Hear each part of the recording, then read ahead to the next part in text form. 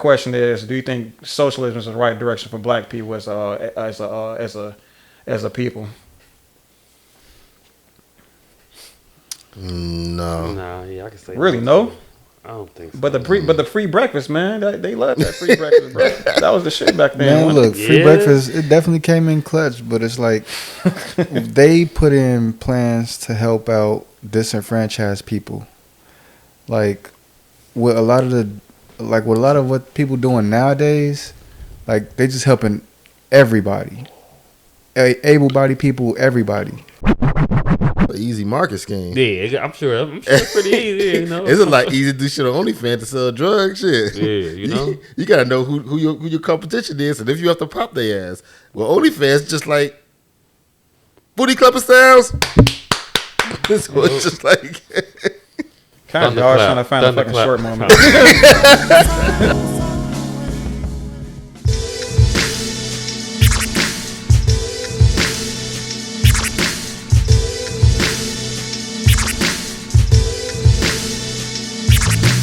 A really important thing that Kanji, me and you talked about the other week or the other day was how we progress forward, right?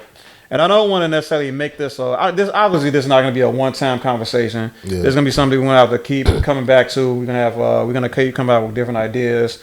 But I think it's a good idea to at the very least get the conversation started, and then see where it kind of goes throughout the weeks and months of the show. If y'all recall, we did a show earlier about, or maybe a couple weeks back, about libertarians and what they're about, which run out pretty well. I think libertarians have pretty decent ideas and stuff like that. But I think, this week we're gonna shift gears a little bit. We're going to talk about one of the few different known economic structures or economic systems that any particular country can roll with. Here in America, if you live under a rock, or you come from a completely different nation or whatever, we run by capitalism here in America. A lot of people have negative things to say about capitalism. And a lot of the people that do have things to say about, well, I would say the first person to have something to say about capitalism was a man that goes by the name of Karl Marx.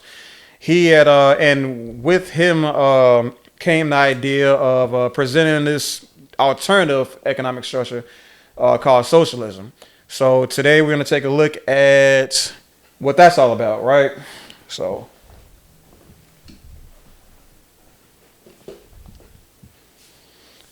Let me just move this out the way. Slam this mouse on Cynthia G's face. Okay. What is socialism? Economics studies human action. No, we good. What is socialism? Economics studies human action. Using economics, we can understand how social systems create different results based on how they allocate resources. With a market economy, production is guided by enterprises seeking profit and innovation. With cronyism, government influences market outcomes with intervention. A command economy rejects markets entirely in favor of central planning. This is socialism. Under socialism, central planners control what is made, who makes it, and who benefits. While markets reward those who best serve customers, socialists promise that everyone's needs are taken care of equally. Instead of individuals choosing what goods and services they prefer to spend their money on, they are provided only with what goods and services the central planners have chosen for them. Some people may reject the central plan. The result is that socialist countries tend to be politically authoritarian. So real quick, she had mentioned, she had started out things about talking about capitalism. Y'all have any just general thoughts surrounding capitalism? Have y'all already given it a lot of thought, or just based on what you just kind of seen right there, you have any opinions about the current economic system that America runs off of? Into the mic, just Darnell. What she's talking about, central planning. Oh yeah, I definitely see that all throughout the city. Central planning. You can tell by the grocery stores you go to, the clothing stores you go to. Pretty much any store you go to, you can see I would say, I'm gonna start with grocery stores.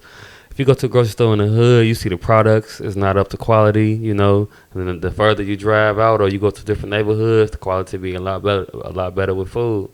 So central planning definitely is a thing. I see every day for real. It's facts, yeah, absolutely.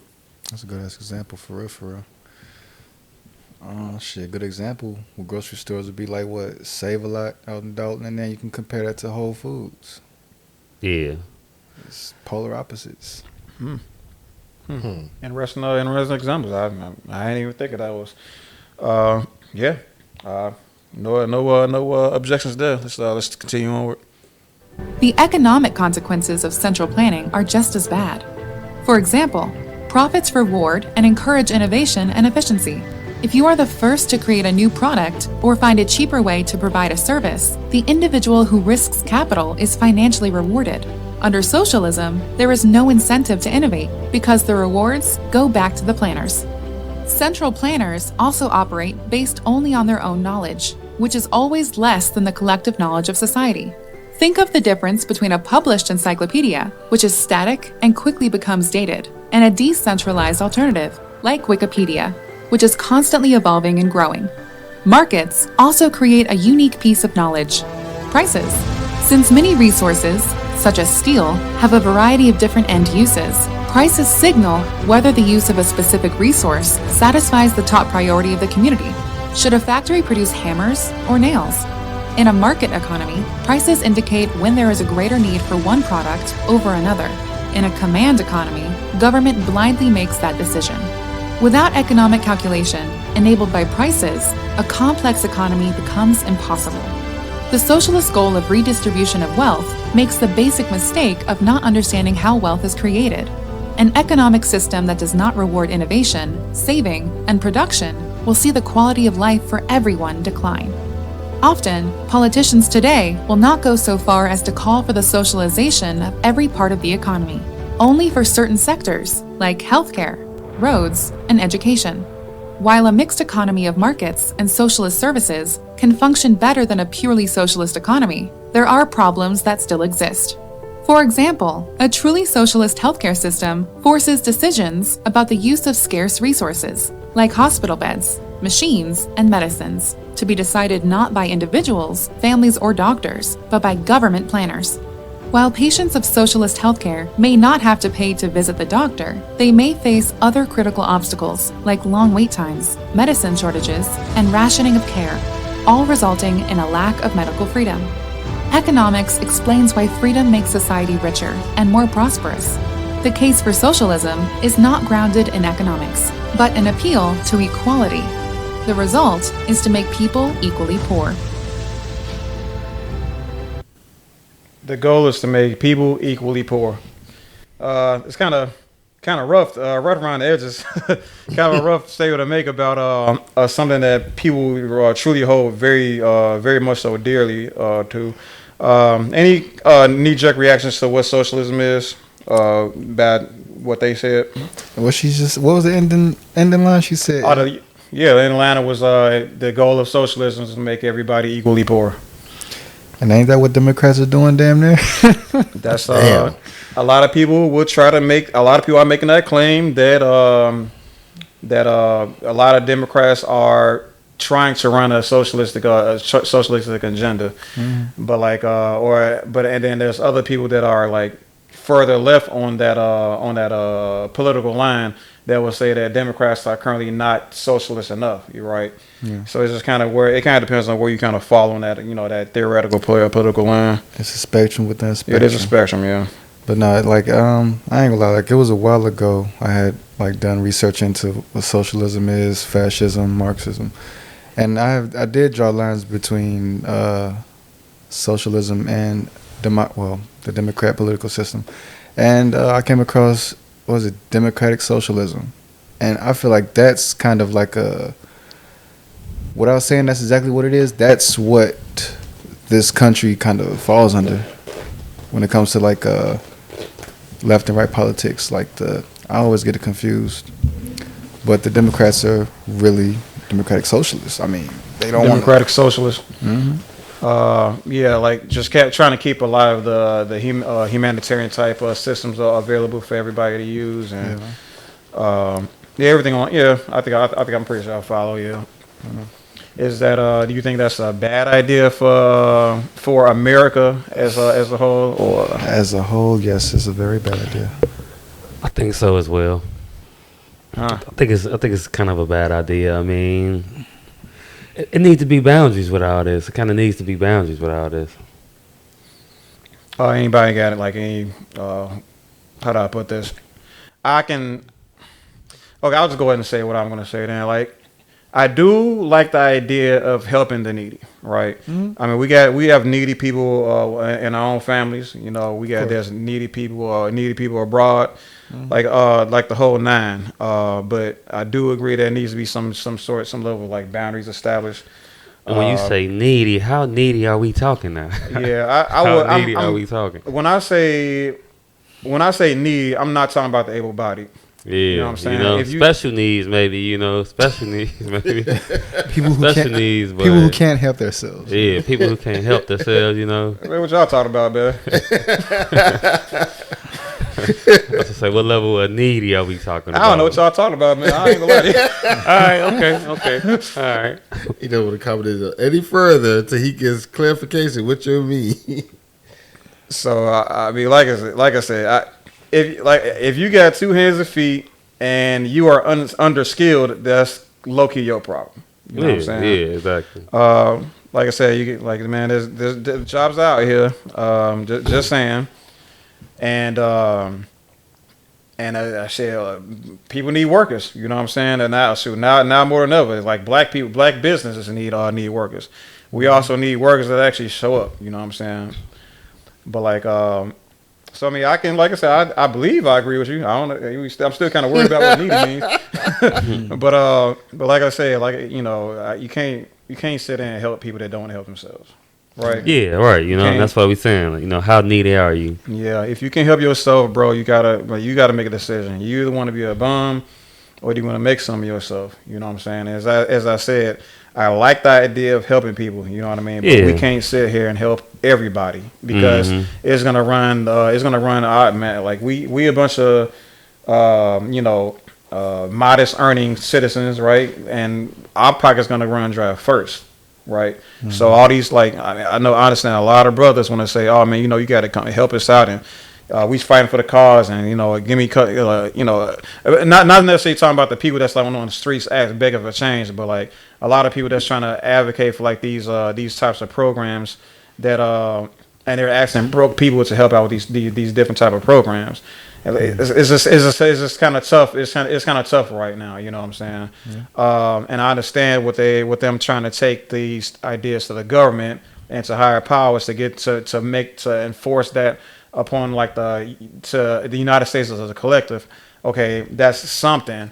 But like, how long is it going to take before that endeavor bears fruit? And is that the right thing for us to really do? Like, Concha, what do you think about that?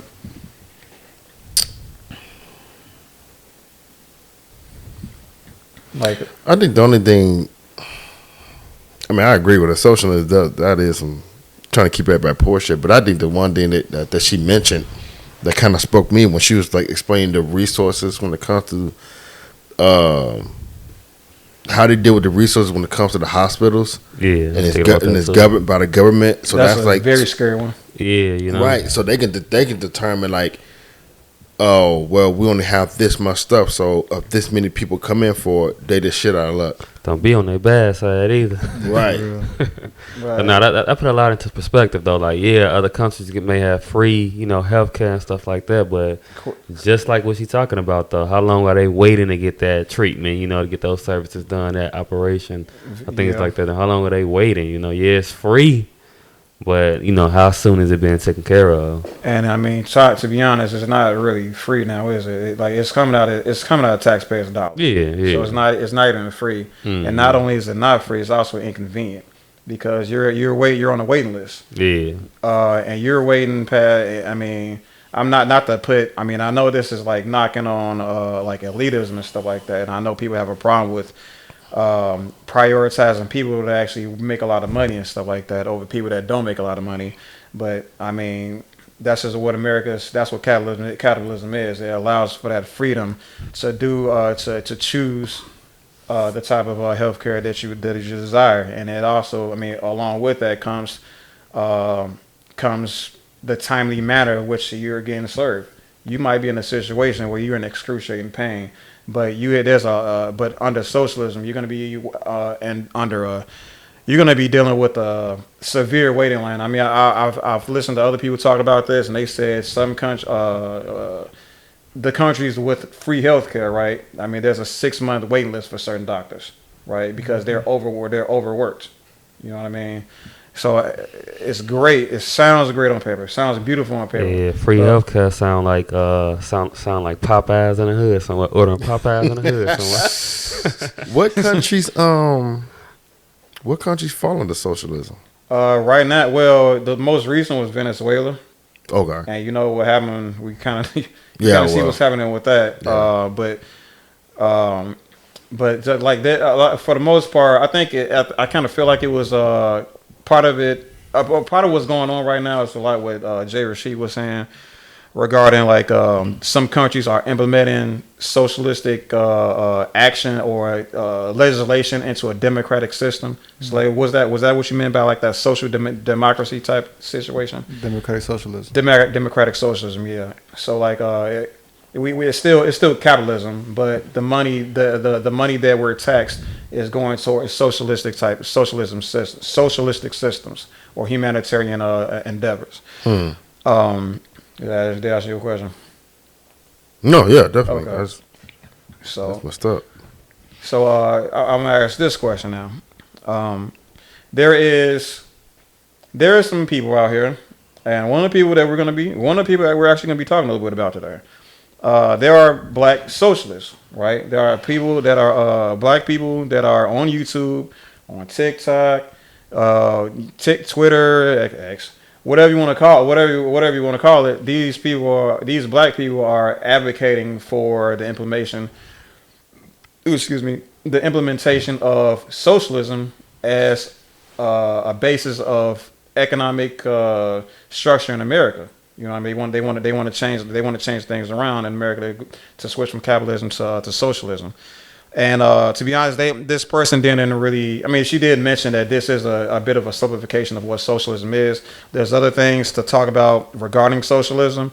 One of those things being like a more economic socialism, or a more economic focused socialism, where it's I want to say it's more to do with like unions and stuff like that, and how unions, or not necessarily unions, but more so the workers, how the workers have more influence on the how a business is run. You know what I mean? And so, which would eventually mean that the unions are going to have gain as much control of the company as the CEO and board of directors themselves. There's pros to that, and there's cons to that.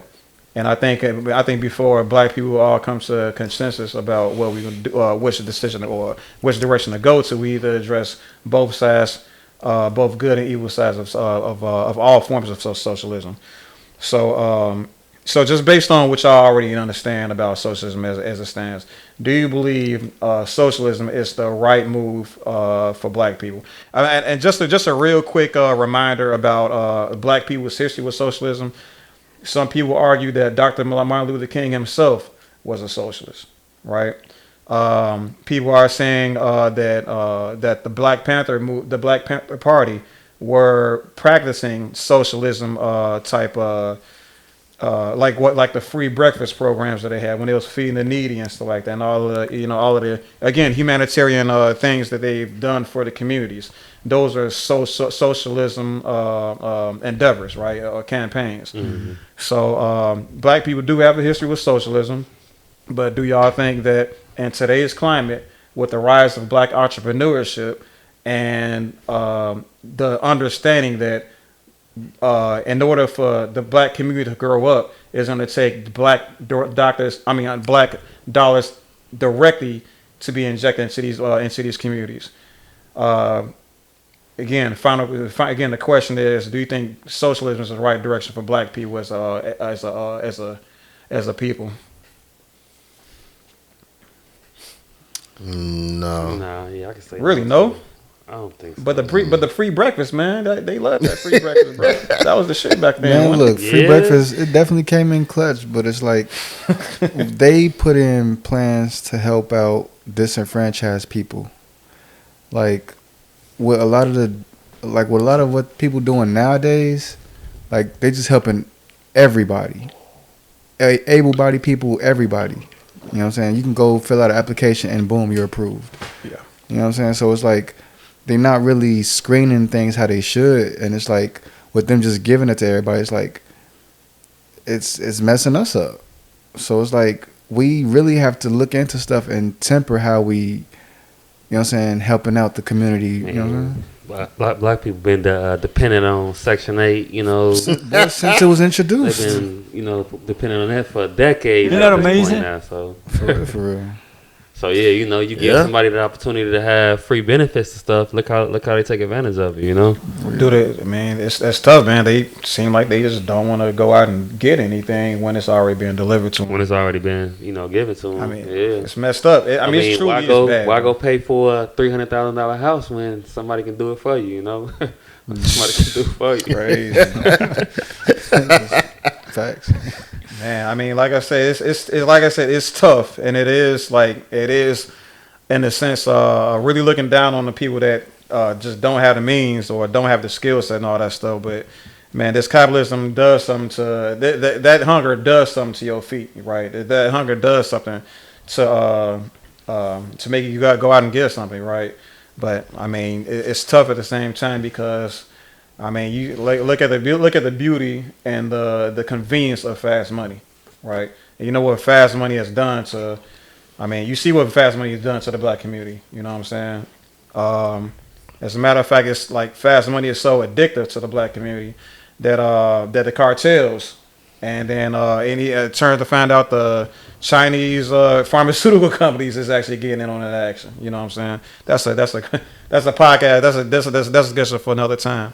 So like there's some pros and cons to all of this shit, but Yeah, I feel like fast money is a thing amongst us so much because we don't have financial education at all. So the most we know how to do is make fast money. The most we know how to do is get the money, you know. We don't really know what to do with the money. We just know how to get it, know how to make it quick, you know. Very true. Because like, But I mean, isn't knowing how to get money financial literacy in itself? Not at all. There's- Not at all. I think Not at that's all. surface level, ain't it? Not at all. Making fast money and knowing what to do with it is two completely different things. Two completely different things. I think But they both will be a skill set, right? Because not everybody can get out there and make fast money. I mean, yeah, making fast money is definitely a skill set within itself, but just because you making fast money is a skill set, yes, but also knowing what to do with the money is a skill set as well. You know, it's levels to it. It's, you know, you can make fast money, but you could probably spend it in the club every weekend, on outfits every weekend, on women every weekend, you know. Let's say you make fast money and all you do is put it up for another plan in your future, you know, like owning property or something like that. You know, like I say, it's a difference between making fast money and knowing what to do with the money. But if they both a skill set and not everybody's capable of doing either, that would be financial literacy. You're just irresponsible with the money. Yeah, which is being irresponsible with money is being, you know, illiterate, you know, financially illiterate with money, you know. Because like you could put money aside and save for whatever reason, but if you don't put the money to work, then you irresponsibly just hoarding the money. Or you could take the money and spend it outright. You irresponsibly just spending the money. So I would think either one is still financial literacy. You just lack the other side. Which is financial literacy. But you said it's not financial literacy to make fast money. Nah, I ain't say that. I said when you make fast money, yeah, that's a skill set. But not knowing what to do with the fast money you're making is financial illiteracy. Okay.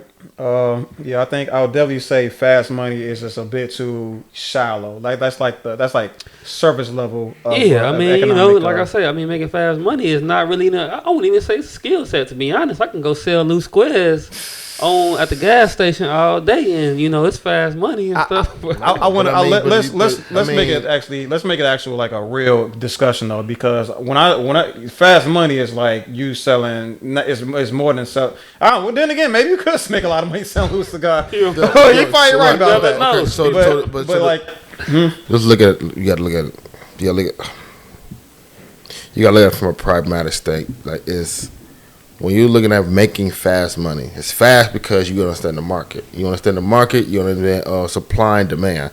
So you understand the neighborhood you're in, the area situation, what's lacking, and what you can provide to bring in money, so forth. So you can go on a corner, say loose squares, but I go on that same corner, sell weed. Who gonna make money faster, me or you? If you go on a quarter where cocaine is the main commodity and not weed, the person selling cocaine can make fast money, not you. See what I'm saying? And then you got to understand the market around you. Who's a cop? Who's not? How does it move? When does it do this? Damn. Like different times to do it. So if you don't understand these things, then you're not going to make any money. You're just standing out there fucking freezing your ass off. sound like a lot of nuance. But these nuances are still a skill set. You know what I'm saying? So if it takes to understand where you at and what you could provide and how you can monetize or what's needed, that's still a skill set. True. I mean, but still, and I don't want to talk too much about drugs, selling drugs. that's so unfortunate. We probably talk about socialism. We always talk about selling drugs on the Black Podcast. I mean, But- it's a part of politics. Oh yeah, it very much so is. But yeah, I'm gonna just say, just try to close that part of the conversation. Now, I would definitely say that. I would say just to make it a formidable argument, right? When you're making a lot of money, you know what I'm saying, selling drugs, it's still a service level understanding of what were we talking about? What's that we were talking about? What to do with the money? Financial literacy. Yeah. Now you're right to say that there's a lot of nuance that comes with with I would say more notorious ways of making money, right, or of making fast money, but like which is interesting, which was a thought that's appeared in my head. It's like how do I put this? People that make money legitimately or that's legal rather. They don't have to worry about those extra nuances, right? They don't have to worry about keeping their money clean and out of the eyes of law enforcement and stuff like that. So it's like that's a whole additional skill set they have to add on top of their understanding of the market itself, which I would imagine, right? I mean, not to say that people aren't ever evolving, aren't ever changing, aren't ever learning, but had they not had to worry about that type of situation, they probably could spend more time understanding financial literacy on a deeper level. Because again, my argument is selling drugs, getting fast money. That's just a surface level understanding of financial literacy. Actual, like when you start to go actually further into the complexities of financial literacy, you start. I mean, we talking about things like real estate. Yeah. We talking to how to. I mean, the myriad of ways to make money off of real estate. It's not just about buying and flipping a house and then selling it. You know what I'm saying? You can talk. We talk tennis. We just had an episode about that stuff. But I mean, like your wealth. Like I said, you're going to get to a point where you're attaining a lot of wealth. And if your understanding of financial literacy ends at getting the money, that again, you're in a really, really dangerous position. Yeah, And Black definitely. Yeah. Go. What you say? No, I was saying agreeing with you. Oh, okay. Definitely, yeah. So yeah, and that's what I'm saying. That's a lot to do with what you were saying earlier, Nails. That with a low level of financial literacy. Shit, what we doing with that? What we gonna be doing with that wealth? We gonna be buying jewelry. We're gonna be buying jerseys. Okay, Have a good night out every weekend. So what do you? Right. So before I go about this point, what do you consider you say legit money, right? Don't So nothing criminalized, right? Yeah. Okay. Not even criminal. OnlyFans. What about it? Legal. That's legit money. It's fast money. This woman. There are women I know who jumped on there and making $10K a month already, off the rip. There is a shorty though that is. I mean, there is a movement of women like getting that money and then understanding that they're not gonna be making that money for the rest of their lives, and they buying like trucks and stuff like that. They buying big rigs with it. So they're like that's an example of a higher amount of like financial literacy amongst those women. But like for the women that still left behind thinking that money is forever, here's a caveat to that. We've justified financial literacy as something being a skill set or understanding money to tame. Like you need a skill set. There's no skill set to do OnlyFans at all in the slightest. So then, can that really be defined as? No, I mean, like you say, it's still a market. It's still a market. So those people who got those on these fan pages, they still advertise to that market. I mean, that market is crazy. Yeah, it's very. Of men stop watching porn. But the whole porn industry will belly up in the night. $2,000 a month to who make $10,000 a month, stuff like that. It's a difference, though. It's still a marketing scheme to that. It's still a marketing scheme to it. Very much so. Yeah, it's an easy market scheme. Yeah, I'm sure it's pretty easy. Is it like easy to do shit on OnlyFans to sell drugs? Shit. Yeah, you gotta know who your competition is, and if you have to pop their ass. Well, OnlyFans just like booty clubber styles. This was just like. Kind of always trying to find a fucking short moment. Keep going, man. But it's definitely a market for it, and I mean, if there's a market for feed pics, I mean, like I say, that's crazy. This all goes down to saying that it's easy to make fast money. It's easy to make fast money, and you can consider making fast money a skill set. You can consider that a skill set. But knowing what to do with the money is another level of a skill, knowing what to do with it. I think we agree with that, and I want to bring this back to motherfucking socialism. So again, so y'all think, I think we all already kind of agree that socialism is just it's not. I mean, despite its history with black people and the good that blacks have created with the common interest of socialism, as in, i.e., helping other people out, you know what I'm saying, the things of that nature, we still are in agreement that, man, we all got to lift each other up by the bootstraps, right? Or is there any, like, how do y'all feel about that? Right now, I feel like Dr. Umar Johnson called it something. It's not socialism. What the fuck he called it? Well, there's communism, there's socialism, there's something else. Fascism. No, there's something else. Something he was on a podcast. I forgot their names. And he had mentioned it, like something about how black people need to be versus how we are. Not he said individualism. No, I forgot what the fuck it called. Do you know the point he was making? He was making a point that we have to. That a lot of black people we move through individualism. Like it's always about me. What can I do? Versus what we can do for each other. Oh yeah. Because I know they made the point of, if I remember the podcast, I shot them out. I don't want to really mention what they were talking about like that, but they were making a point of kind of the thing between black men and black women. And he was like, well, black women would have better options if black men create the options for them to have.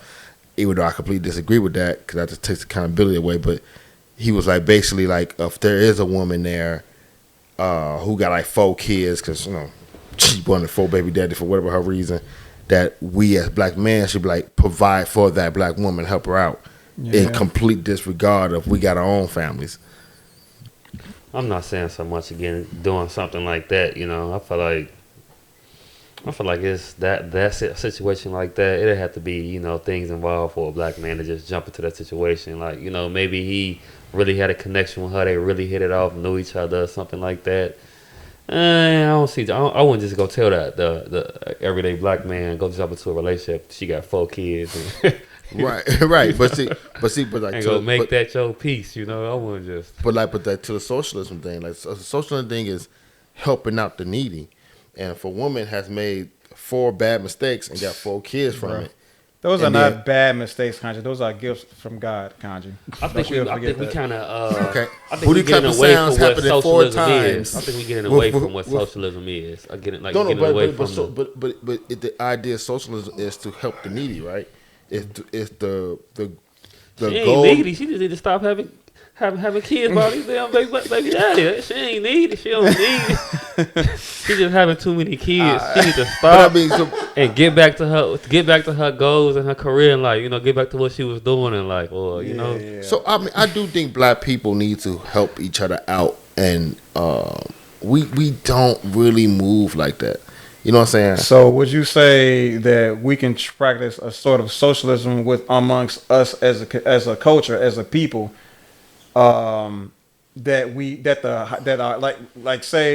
say if all of our black millionaires came together and said, all right, we finna feed all the black people. Is that something that you think would be a good idea? I mean, for us as yeah. a people? Could the Hispanics do it all the time? You know what I'm saying? Hold on. Now look at it in the hindsight. Finger on the button, baby. This better be good, man. One of the biggest disparities the black people always say is they took the black man out the homes, right? And that's why a lot of our families kind of like all fucked up and shit like this. Now look at the Hispanic side and like the impoverished Hispanic neighborhoods. These motherfuckers still get arrested. They still go to jail, but all they male counterparts still work together. So even if she lose a father, she still got her uncles. Okay. She's got her brothers. So it's like a family living in the same. thing. Yeah, they move as families. You know what I'm saying? And that's how we need to think about socialism. We need to break it down to that level, you know, to that level first. But let's make it real small. Just like you say, Mexicans, they be in a household, 10, 12 people in that household. Yeah. Everybody work. You know, everybody contributing money to the household, paying bills or whatever. And then that's how they set their money to the side, get their businesses started, you know, get things like that going. We need to bring it down to that level of socialism. I agree with. Yeah. Starting off small like that, you know. And then because eventually it'll be a bigger picture. It'll be a bigger picture, you know, of an idea of socialism that everybody's talking about. Yeah, because when you go like a friend of mine, her son dating a Hispanic girl, and every time you go in a neighborhood, like when you go in a black neighborhood, who do you see in the gas stations? Who do you see in the liquor stores? You know what I'm saying? You see Asians and Arabics. When you go to a Mexican neighborhood, it's all Mexicans. Yeah. Anytime you in a black neighborhood, it's always Arabs. It's Arabs, Mexicans too. They're the Mexicans too. Not to say that, but they're the Mexicans too. But mainly Arabs, you know, Indians, you know, stuff like that. You go to Indian neighborhood, it's Indians. You go to Mexican neighborhood, it's Mexicans. You go to a white neighborhood, it's white people. You know right, what I'm saying? but they the ones who own the stores. Yeah, I mean, we can't so much as own a gas station out here. Own a gas station. Yeah, I mean, man, there's definitely some things I've been hearing regarding like the dealings that America makes with other countries to like kind of give their immigrants that come from. Well, it's still there's an immigration. What do they call that? Like they give benefits to immigrants in general. Like start businesses and stuff like that, like credit bonuses, stuff like that. I have to pull it up, but like that, there is some government incentives for immigrants. Hit me out though. Okay, hit me out. We saw, you know, pretty much in the middle of last year, like the summer of last year, how all the migrants was and posted out in front of every police station on the roadways. Y'all notice it's less and less tense now, right? Y'all notice it's been less and less tense now, right? Y'all ain't been noticing it's less and less tense now. You know? Well, you know, he has been building. Brandon Johnson said he's been building those houses and stuff like that, the housing for the migrants and stuff like that, and they've been moving them to all these different hotels and stuff too. So, right, I think that got something to do with that. That's what he would say. I'm not sure how true this is, but I heard they was getting like $5,000 a month or getting some money. Shit. You know, King Savage would tell you that they rolling around in brand new cars thanks to that money that you're talking about. Yeah, like they buying cars and stuff, and that's what I'm saying. Like I've been seeing a lot of Mexicans in my neighborhood now. You know, they Venezuelans, whatever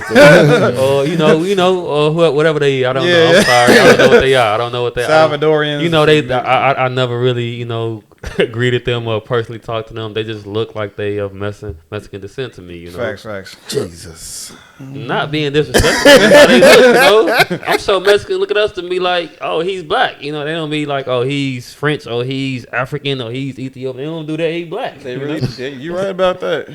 It's everybody ignorant. I get it. Yeah, you know, a little bit of ignorance in me. I'm sorry. It's all But I mean, to that detriment. Okay, granted, the government is giving out a due treat certain nationalities a certain way because they got a country to back them, so they got to keep relations good, for whatever reasons. And we are a people with no country as a leverage, but we still have black people in prominent positions that if they took even like a quarter of their check and put it towards the black community, it would give us a fighting chance. If they're gonna just leave a liquor store there, fine. But if one basketball player was to buy the liquor store out from that area, then the black people in that country, that neighborhood will own that. See what I'm saying? So yeah, I see what you're saying. So I feel like you're saying pretty much a lot of people who are in petitions to be able to buy stuff in hoods, like something as simple as a gas station or a corner store. They don't never do that. No, I completely agree with that. You got Hispanics coming here sending money back to their people, like they work in tandem. So you got a house full of brothers, uncles, hell, maybe distant relatives or friends of the family, all in one fucking house. One male gone, you still got a whole bunch of males. And everybody working for the good of that house. Yeah, and that's a fundamentally a socialistic system that they have, that they share amongst their families.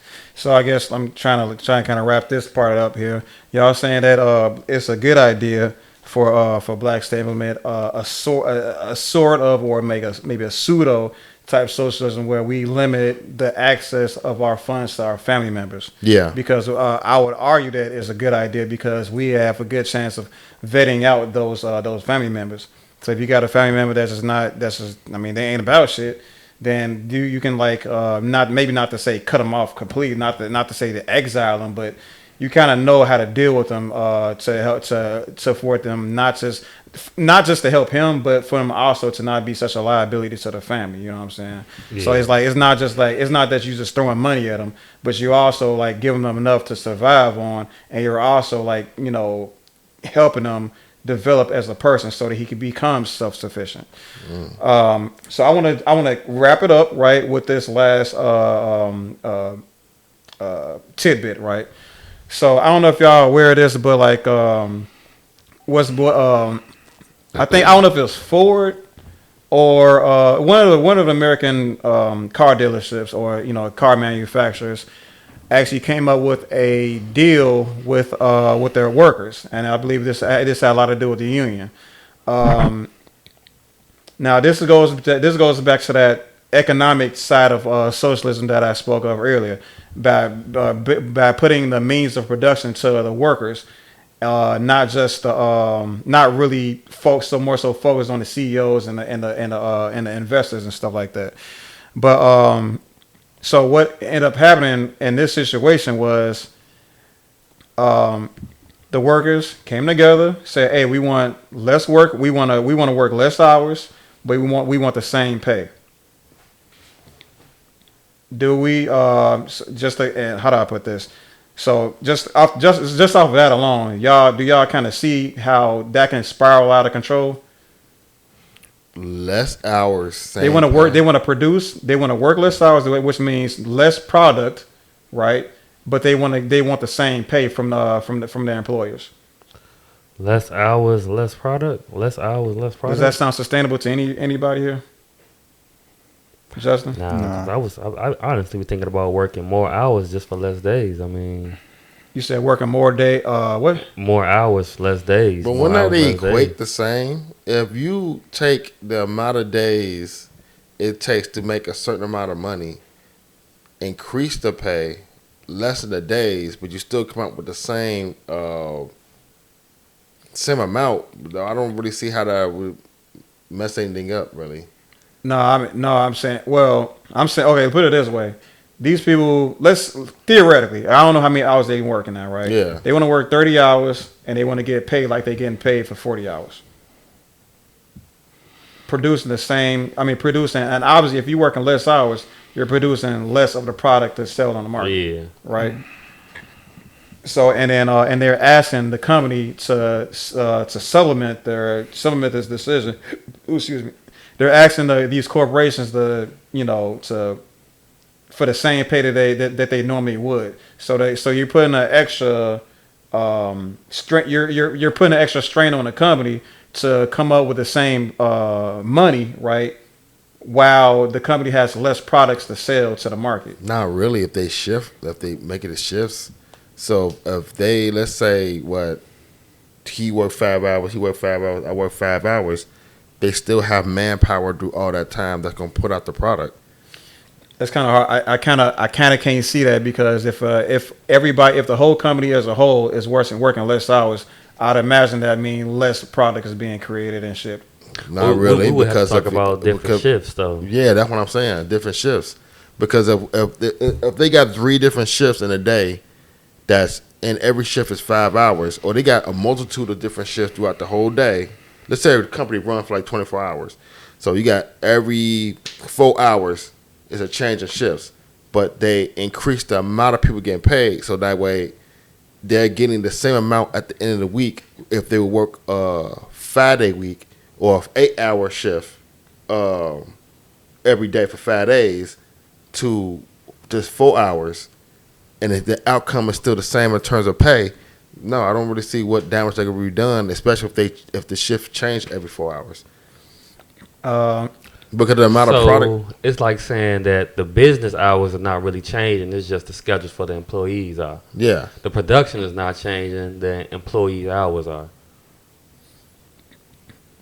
That I don't see nothing wrong with it. The production is not changing, but employees' hours are. Now, as far as getting paid the same amount of money for that, I really can't really say. I really can't. Well, who you got because working less hours, getting paid amount of same amount of money, I really don't agree with that. But you have to say like with Amazon, they got like four 10s. So for 10 hours, you make $20 an hour, and you working 10-hour days, but got 3 days off, right? But what if they made it $27 an hour, right? Mm-hmm. So then they can reduce the amount of hours that you're working. You know what I'm saying? If they reduce the amount of hours you're working, you'll still come up with the normal pay that if you're working 4 10s versus now you're working 4 4s, I say. So then every so many hours of the working day, the shift is changed to someone else. It'll not only provide you the pay you want, but it got to give you more time to be at home and take care of any other things. Okay, so 30. So you saying y'all saying that these companies, and I'm in closing, these companies can come up for these companies can come together and think of a way to not decrease production and make it so that the hours that the workers work is less, right? And like I said, we theoretical 30 hours a week, and still pay them the same as if they were working 40 hours a week. Not only will they not decrease in production by way of expert scheduling, but the company won't fall under or behind pay by way of essentially paying for by essentially still paying them the same money. I mean, hey, if y'all feel, hey, if the comments in the comments that let us know if y'all agree with what they saying. I personally don't see it. I don't think it's gonna be sustainable. Nah, if we talking about, like you say, like Ford or something like that. To be honest, I would honestly think Ford could do something like that. I would think Ford could do something like that. What, robots? Nah, not even robots. Because I would expect Ford and them to have enough employees. I feel like it wouldn't work with every company though. It wouldn't work with every company. Shortening the hours of the employees but paying them the same would kind of mean that a lot of companies would need to hire more employees to keep production the same. So in turn, they're honestly just losing money. But UPS works that way. Like I said, UPS to pay now. UPS is 24 an hour. UPS is a company that I would expect to have enough employees to be able to make a change like that. You know what I'm saying? Be able to make a change. Right, because you only work like anywhere from 3 to 5 hours at UPS, and you make 24 an hour. There you go, right there. I feel like most companies wouldn't be able to maintain productivity that way unless they hired more employees, which means they would end up, spending more money. Yeah, Companies like Ford, UPS, the post office, people like stuff like that. I feel like they probably got enough manpower to make changes to their system like that. Okay, I mean, like as long if y'all believe that's like again, it's truly sustainable to by way of hiring more workers and keeping the pay the same for working for less hours worked. I don't know. It's still hard for me to get my head around that. Like I said, I feel like it'll probably be workable for certain companies. Yeah, I get it. Yeah, like big corporations is doable. Yeah. Smaller businesses, maybe not so much. Yeah. So I hear y'all, man. So whatever you like I said in the comment section, let us know what y'all think. So we got a guy in here that I want to read something like a couple of comments that we got here. One guy says depends on the company. I'm sorry. Chuck LeMay, he says depends on the company and what they make. But if I gotta hire a third more people, that could get costly. Yeah, exactly. So, and that's what I agree with. That's what I'm saying too. Yeah. Okay, let's move on to this next one.